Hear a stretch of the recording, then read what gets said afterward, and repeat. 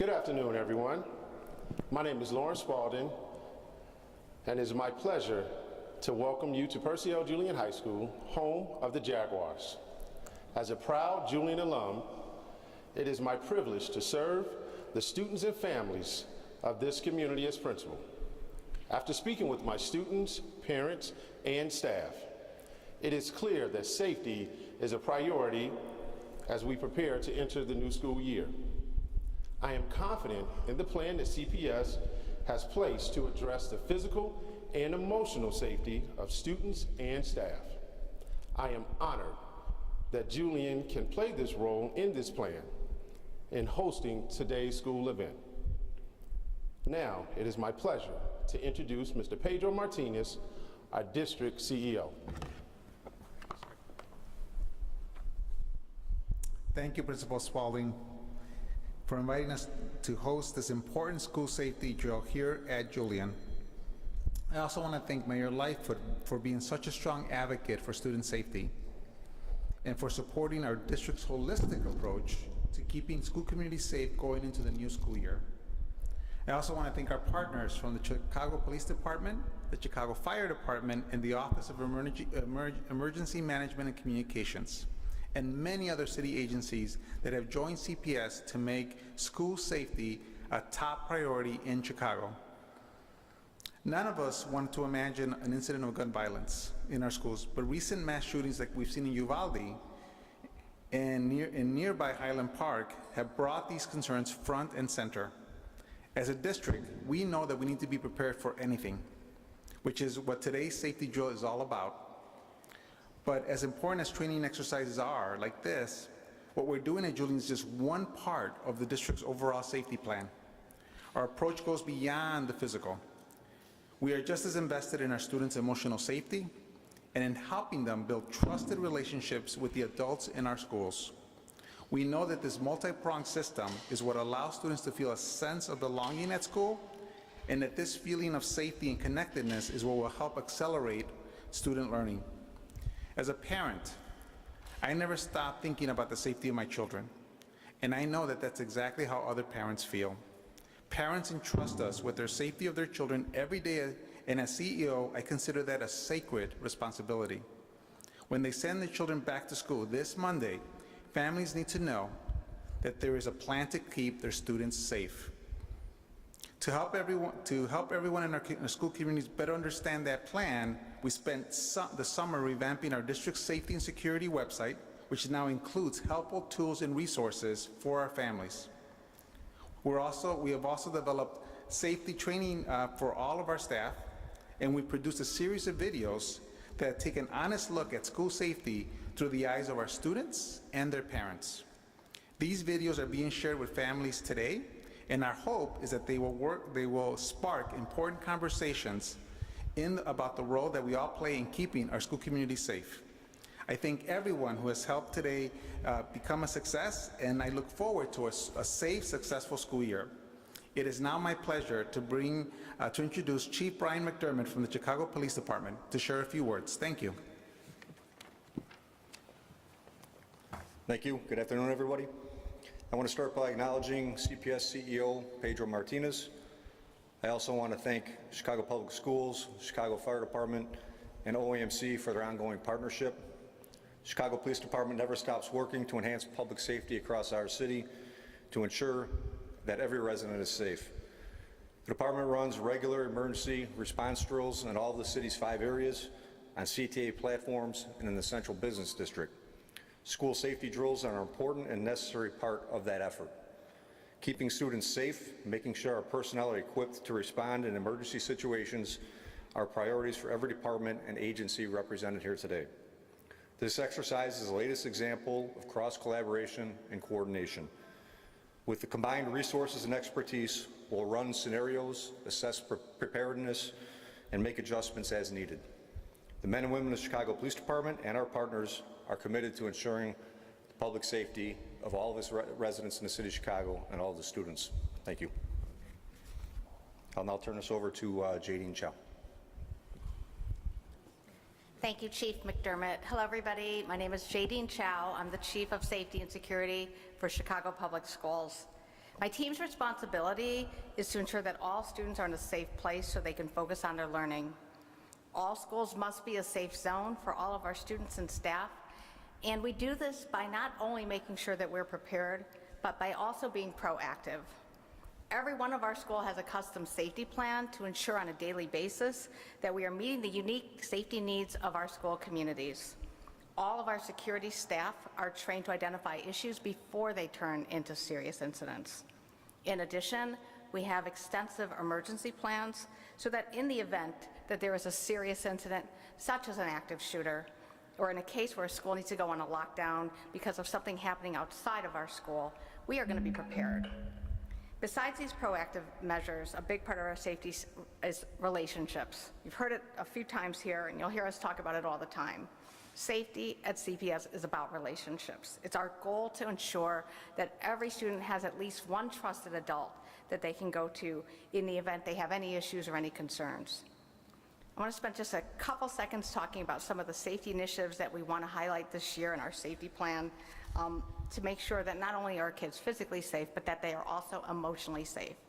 Some of you may be aware of our whole school safety initiative, where we've actually converted and reinvested more than $3.3 million towards proactive safety resources like climate coordinators and restorative justice coordinators. In addition, we have our Safe Passage program. This year, we're investing $22 million in Safe Passage to make sure our students feel comfortable traveling to and from school safely by having trusted adults who are members of the community to make sure that they know that they'll be there every day. This year, very happy to announce that we're going to be investing $8 million so far, more to come on that, in safety technology to complement the work of our safety and security teams at the school as well as our administrators. We have a new partnership too that I want to announce today, a new partnership with an organization called Safer Schools Together. We all talk about social media. Social media is a good thing, and it also can be a little problematic. This initiative with our partner Safer Schools Together will allow us to proactively identify those situations which are bubbling up on social media, which then allows us to conduct an intervention before it turns into a more serious incident. We have Choose to Change, which is our high-touch mentoring program. It's evidence-based, and this year we're going to be investing $9.2 million in that to support our students from highest-risk situations. And then our brand new Back to Our Future initiative, where we are grateful for an $18 million investment, which includes a $16.2 million investment from the Illinois Department of Human Services to re-engage 1,000 young people who've been disconnected from CPS for at least 12 to 18 months. In addition to these many programs, we're grateful to the dedication of our principals, students, and staff and security officers. That leads us to the topic of today, which is the drill that we just heard about from our partners here. Every year, CPS conducts over 3,800 drills per year. This is a requirement that each school must conduct at least 6 drills.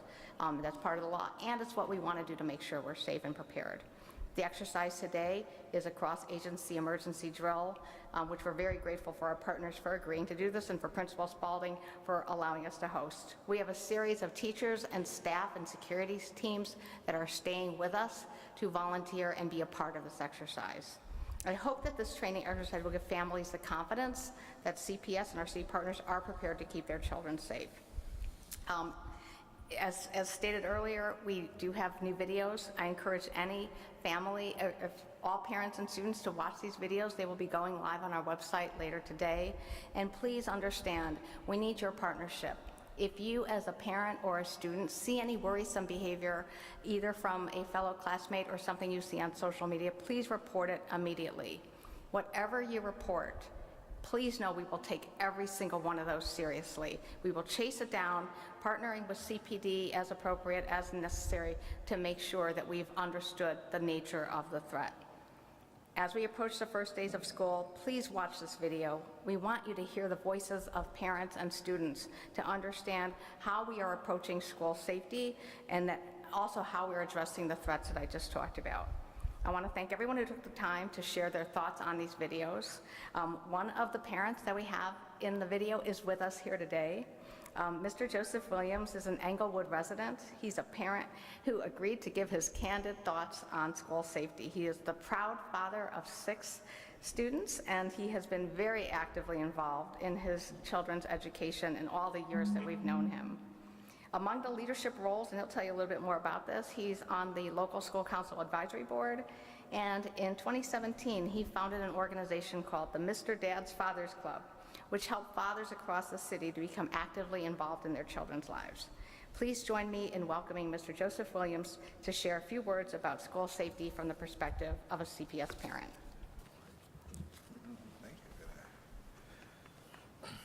All right, that was pretty nice. Good afternoon, everyone. My name is Joseph Williams, and as Chief Child stated, I am the proud parent of 6 beautiful children who attend Chicago Public Schools. As a parent, I work very hard to ensure that I am playing an active role in my children's experiences, both in school and out of school. In my case, this means getting very involved in their schools, not just by being an engaged parent, but also by being a part of local school councils and PACs. In addition to being heavily involved with the LSCs of both, well, 2 of my children's school, I am also involved as a recently elected member of the LSCAB, which is the local school council advisory board. So you can see that I am very involved. But today I wanted to share my perspectives as a parent. Like all parents, the well-being and safety of my children and everything to me. And so when I have safety concerns, I speak up and I let people know. I have worked to build relationships with the school principals and teachers, and we can see each other as partners because we all want the same thing, and that's for our children to succeed. I was asked for my thoughts on school safety, and if you take the time to watch the video, you will see some of those thoughts here today. One of the messages that I spoke about in the video was social media. While this has become a big part of everyone's life, we can work together to make it a positive contributor and not a negative deterrent. Because please be involved. Ultimately, parents have to be involved in their children's lives, but also in their children's actions, such as their social media activity. Encourage our children to use social media responsibly and to make sure that they report anything they see they believe can be concerning issues or potential threats to their safety and others. Once you receive this information, please collect as much information as you are able and report it to your school so they can work with Chief Child's team at the Office of Safety and Security to review and address it. Nowadays, we can't take anything for granted, and I trust that we will take every threat seriously, but we all play a role in working together on this issue. In closing, I would like to encourage all parents to get involved in their children's school and get to know the adults who are responsible for your children's educational achievement and care of your children when they are not with you. And if issues are to arise, please build that trust between you that we can be open and honest to each other, and that we can be thought partners and problem solvers together. Our children are watching, and we want to make sure that they understand that we are all on the same page together. So, because ultimately the world can be already difficult on its own, but it's even more difficult we are not working together. So we have to do this together. Thank you again, and I am Joseph Williams. And now we will open up to questions if there are any. This question can be either for yourself or for the superintendent. I was just hearing you say that you have 3,800 drills that you perform every year. Are you able to describe the one that is taking place today? What scenarios are you going through? What scenario? Right. So thank you for that question. So the drills that we do at the school level, those 6 per year at minimum, let me just say are fire drills, tornado drills, active shooter drills, what we call lockdown drill, we have a bus drill, and what they call an allergen drill. What we're doing today is a cross-agency where you can see we've got members of Chicago Fire Department, we've got members of Chicago Police Department, and then the CPS team and the Office of Emergency Management. We don't do those every day because there's a big effort, but it's a very realistic, it's what we call a functional exercise where it's simulated. It will feel real to the participants, and it'll allow us to pressure test our response. We have safety plans. I meet with CPD and OEMC and CFD regularly. This will allow us in a simulated way really to say, do we have this together? And if there is a need to refine what we're doing, we'll do an after action that will allow us to capture those things to adjust our plans as needed. It's a good thing districts do this.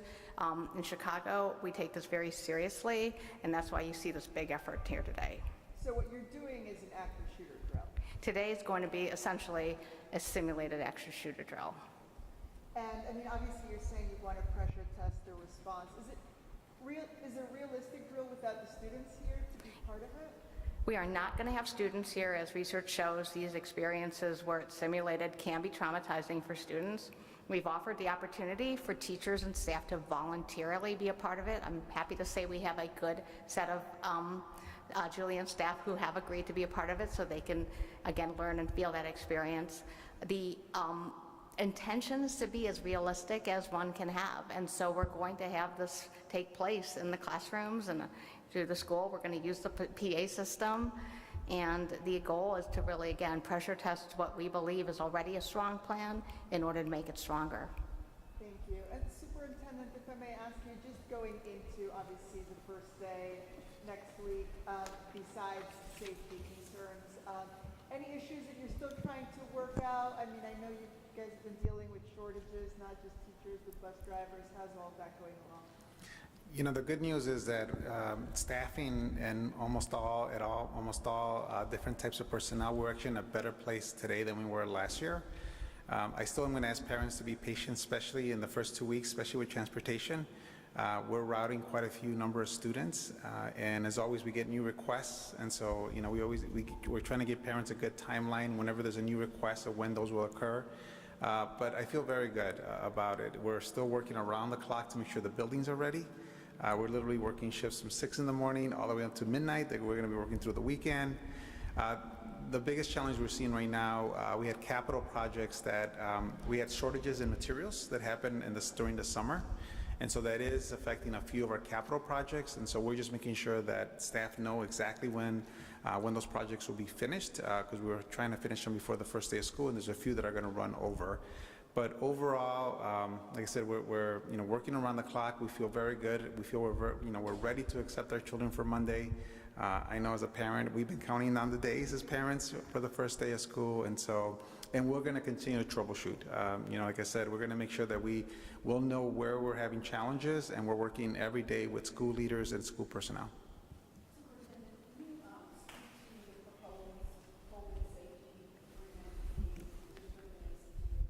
Yeah, so it's pretty much the great news is we've been very collaborative, and I'm optimistic about where we're going, and we did it also as with the new CDC guidance was coming in. So the good news is that many of our procedures we've been following through, even in our existing agreement, even through last school year. Probably the biggest change that I would say for families that they need to know is that with the new CDC guidance, the great news is that we are able to keep our children in person and do it safely. And so the only children that have to isolate, and that is a new terminology, are children who are positive, who have symptoms. And so we will have home tests for any family who needs it. We will also have screening testing every single week. We decided to continue that to reduce anxiety. In addition, the biggest requirement, which has been in place already in our district, this is nothing new, whenever there's a case in a classroom, children have to mask for 10 days. So that is, and it has to be every student, regardless if you're vaccinated or not. And then, as always, we're going to continue to encourage vaccines, because that's still the #1 protection. We now have vaccines available for all ages. We have our 4 regional clinics we're going to continue. We have 22 school-based health centers. We have mobile events. So all of those efforts will continue as well as we go into the new year. And then with monkeypox, we're just making sure that we're getting information for families. We're not seeing cases in our schools, but again, we want to be vigilant about that as well. So we want to make sure we're getting that information to families, and then if we need extra support, we'll bring in some of our partners from the city departments, from the Department of Health of the city, to even come to the schools and provide more information to parents directly. Superintendente Martínez, Carmen Vargas con Univisión. ¿Nos podría explicar en qué consiste el plan de seguridad para este inicio de clases? Sí, es muy importante que nuestros padres sepan que no hay muchos cambios grandes, pero los cambios que sí tenemos son positivos. Este año que viene, lo que me gusta, y hemos tenido los procedimientos cuando estábamos poniéndonos en unas escuelas el año pasado y lo pusimos en todo el verano, porque tuvimos más del 90% de nuestras escuelas abiertas. Los únicos niños que van a tener que aprender en la casa son niños que son positivos de COVID o que tienen síntomas. Para los otros niños, vamos a tener exámenes que los padres pueden dar en la casa, y para todos los padres que necesiten exámenes los vamos a tener, y también vamos a tener todavía exámenes cada semana de COVID, como el año pasado. Y si los niños, si no están positivos y si no tienen síntomas, pueden aprender en los salones. Y lo único que es un requisito de la CDC es que todos nuestros niños tienen que ponerse una mascarilla durante ese tiempo, de 10 días. Y no hay excepciones, no importa si los niños están vacunados o no. Entonces quiero que los padres sepan, y ya estamos practicando esto ahorita, lo estamos practicando en muchas escuelas el año pasado y también en todo el verano. I was just explaining that our procedures, again, have not changed quite a bit for CDC. The positive news is that more of our children can stay in school learning safely. They just have to wear masks during the 10 days. Y también todavía vamos a tener muchos esfuerzos para ayudar con vacunas. Es que quiero que los padres sepan, ya tenemos vacunas para todos los niños de todas las edades. Tenemos nuestros clínicas que tenemos en 22 escuelas. También tenemos eventos que vamos a tener, que son móvil, que podemos ir a las escuelas para también dar vacunas. Así que quiero apoyar a nuestros padres. Si sus niños no están vacunados, por favor, hay que trabajar juntos para que todos los niños estén vacunados. ¿En qué consiste el simulacro que va a tomar lugar el día de hoy? Nosotros sabemos que la seguridad de nuestros hijos es muy importante, la seguridad físicamente y también emocionalmente. Lo que estamos practicando ahorita con los departamentos de las policías, los bomberos, es algo que no hacemos mucho, pero la última vez que lo hicimos era el 2018, y es para tener ejercicios con maestros que son voluntarios, qué hacemos cuando si una persona entra en la escuela con una pistola. Y cómo podemos tener nuestros niños y nuestros empleados seguros. Entonces es algo que se va a sentir real, y es algo que vamos a aprender de qué hacemos bien y qué no hacemos. I was just saying that today we are doing an active shooter exercise. We are having staff that are volunteering to be part of it. And we want to make sure that we continue to prioritize security. The last time we did this, ladies and gentlemen, was in 2018. So I'm very excited the fact that we're doing this now because we know security is such a high priority. Después de balaceras ocurridas en diferentes escuelas en toda la nación, ¿qué va a cambiar este año para CPS en cuestión de seguridad? Sí, lo que quiero que sepan nuestros padres, estamos haciendo muchas inversiones porque sí estamos recibiendo muchas preguntas de nuestros padres, qué cambios estamos haciendo. Por ejemplo, vamos a invertir más de $8 millones más en cámaras, y eso es para empezar. Vamos a poner otra inversión cuando lleguemos al medio del año. Estamos poniendo más personal y también muchos ejercicios como lo que estamos haciendo ahora. Así que quiero que sepan los padres que seguridad siempre va a ser una prioridad.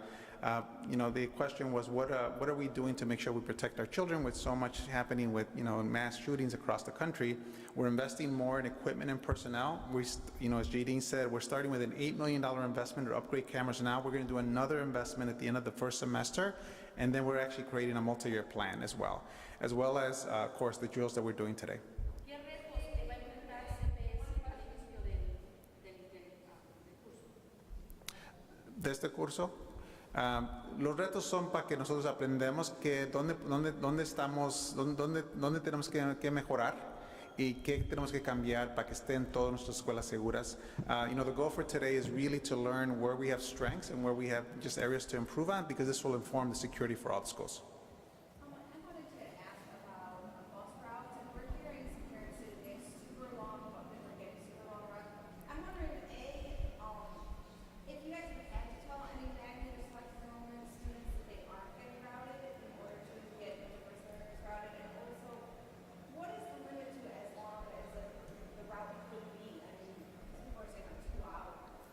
Yeah, so of course, we always want to, minimize the route times. They are long.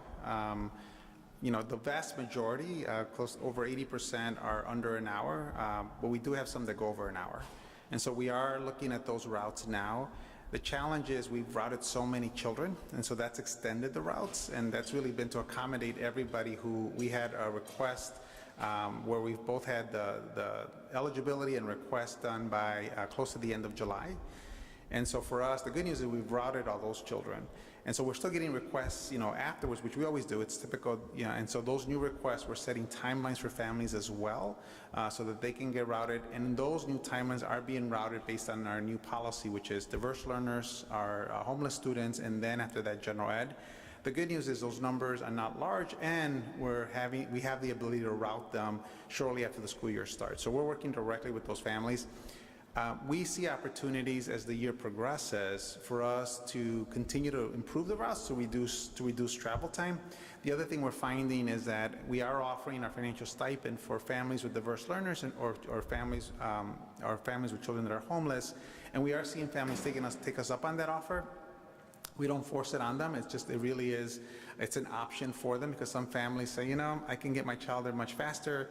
And this will really help me to cover those costs. And so we're seeing also families, really accept that offer as well. So we're going to continue those options.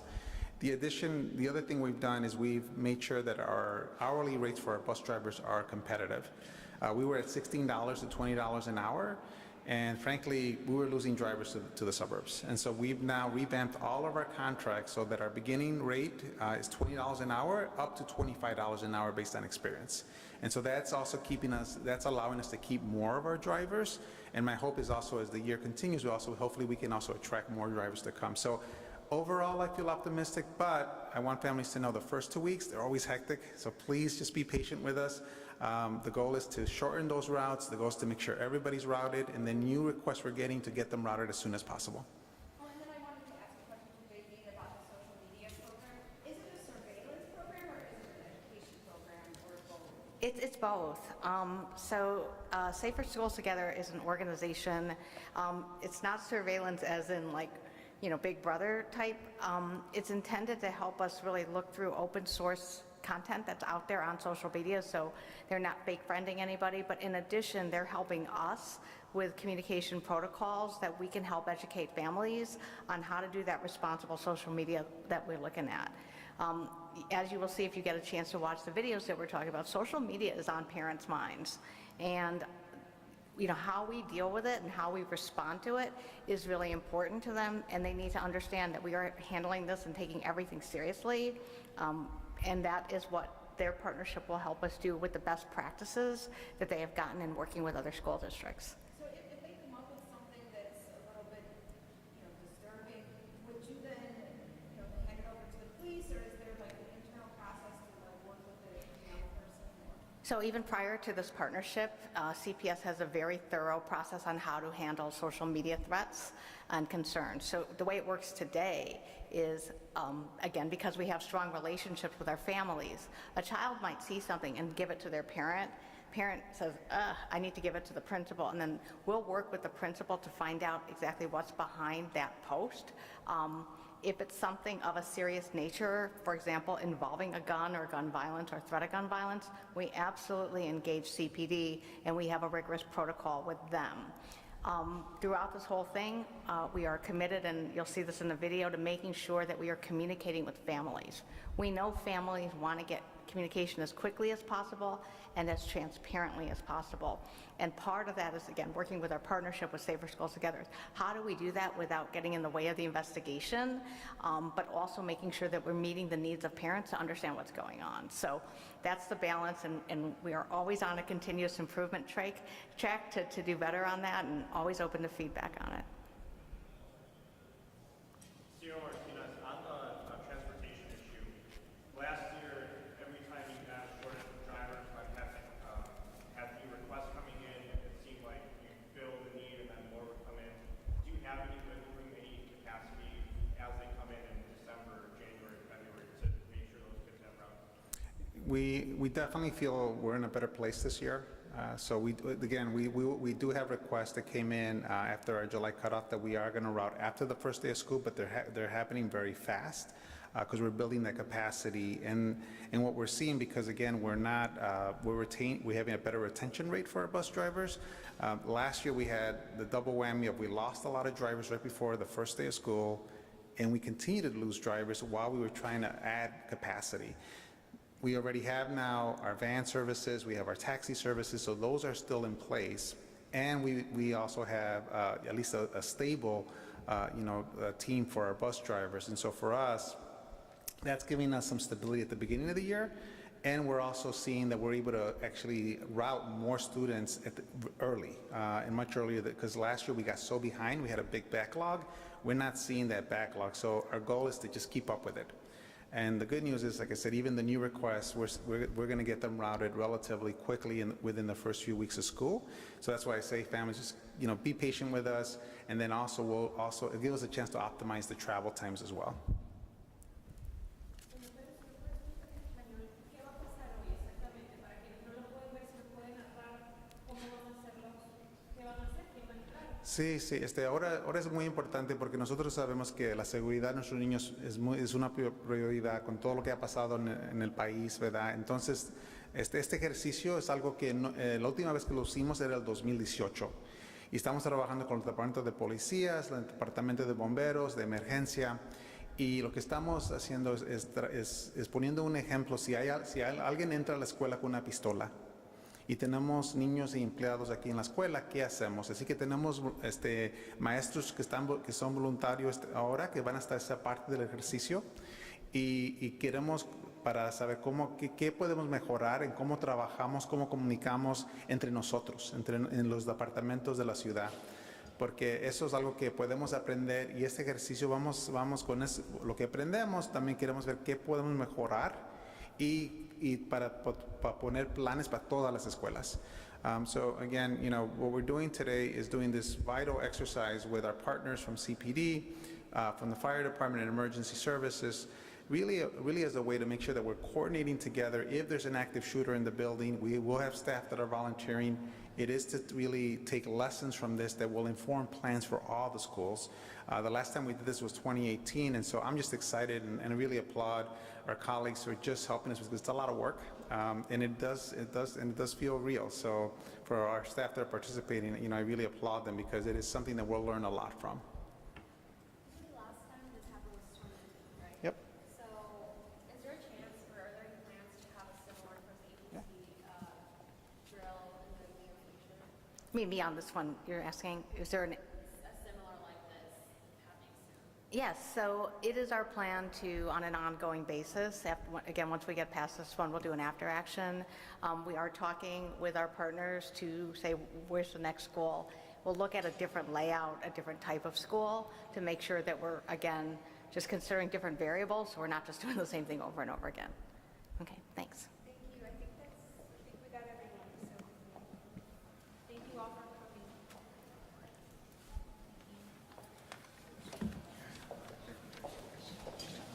Thank you.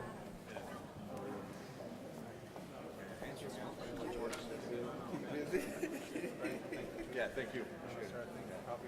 It's a lot of work.